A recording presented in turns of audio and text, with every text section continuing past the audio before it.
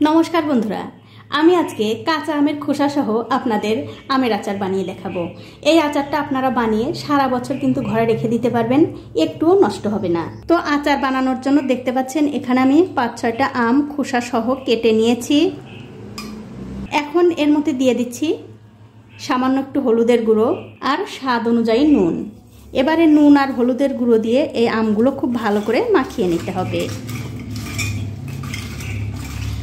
দেখুন আমগুলো কিন্তু আমি খুব ভালো করে নুন আর হলুদ দিয়ে মাখিয়ে নিয়েছি। এবারে এরকম একটা থালায় করে রোদে দেব। আর বন্ধুরা, রোদে কিন্তু খুব একটা বেশি দেব না, একদিন রোদে দিলেই কিন্তু হয়ে যাবে। দেখুন আমগুলো রোদে দিয়ে কিন্তু আমি একটু শুকিয়ে নিয়েছি। এখন আমি আচারের একটা মশলা বানিয়ে নেব। তার জন্য একটা কড়াইতে দিয়ে দিলাম 4টে শুকনো লঙ্কা। এবারে গ্যাসের ফ্লেমটা একদম লোতে রেখে এই শুকনো লঙ্কা আগে একটু ভেজে নিতে হবে। লঙ্কাগুলো যখন একটুখানি মোটামুটি ভাজা হয়ে যাবে তখন এর মধ্যে দিতে হবে 1 চামচ গোটা ধনে আর 1 চামচ গোটা মৌরি। এবারে সব কিছু মিশিয়ে আবারও একটু ভালো করে ভেজে নিতে হবে। ভাজতে ভাজতে যখন দেখবেন মশলা থেকে খুব সুন্দর একটা গন্ধ বেরোচ্ছে তখন গ্যাসের ফ্লেমটা বন্ধ করে দিয়ে মশলাগুলো ঠান্ডা করে একটু গুঁড়ো করে নিতে হবে। এখন আমি ওই কড়াইতে দিয়ে দিচ্ছি একটু সর্ষের তেল। তেলের মধ্যে দিয়ে দিচ্ছি একটুখানি 5 ফোড়ন। ফোড়নটা এখন এই তেলের সঙ্গে একটু ভেজে নিতে হবে। যখন দেখবেন ফোড়নগুলো ভাজা হয়ে গেছে তখন এর মধ্যে দিয়ে দিতে হবে আম। তারপর একটু ভালো করে মিশিয়ে দিয়ে একটুখানি সময় ভেজে নিতে হবে, খুব একটা বেশি না, একটুখানি ভেজে নিলেই হয়ে যাবে। দেখুন আমগুলো কিন্তু আমি ফোড়নের সঙ্গে একটু ভেজে নিয়েছি। এখন আমি এর মধ্যে দিয়ে দিচ্ছি আখের গুড়। আমি আজকে এই আচারটা আপনাদের আখের গুড় দিয়ে বানিয়ে দেখাচ্ছি।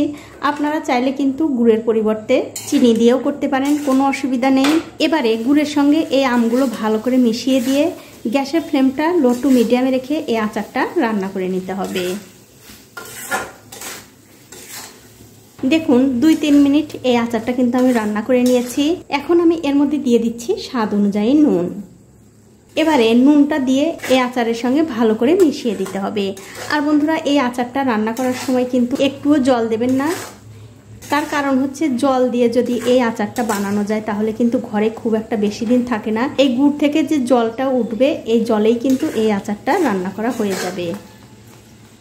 দেখুন গ্যাসের ফ্লেমটা একদম লোতে রেখে 10 থেকে 12 মিনিট এই আচারটা কিন্তু আমি রান্না করে নিয়েছি। আর দেখতেই পাচ্ছেন গুড়টা কিন্তু জাল হয়ে অনেকটা ঘন হয়ে গেছে।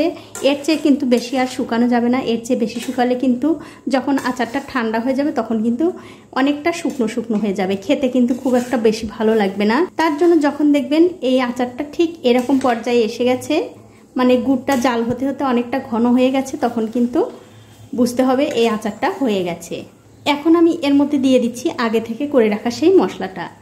আর বন্ধুরা, এই মশলাটা কিন্তু খুব একটা বেশি মিহি করে গুঁড়ো করবেন না, তাহলে কিন্তু খেতে ভালো লাগবে না। একটুখানি আধ ভাঙা করে এই মশলাটা দেবেন, তাহলেই আচারের মধ্যে খেতে বেশি ভালো লাগবে।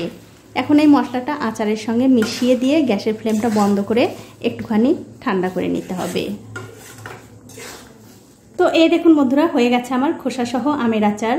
আর এই আমের আচার কিন্তু আপনারা সারা বছর ঘরে বানিয়ে রেখে দিতে পারেন, একটুও কিন্তু নষ্ট হবে না। তো বন্ধুরা, আমার এই আমের আচারের রেসিপিটা আপনাদের কেমন লেগেছে?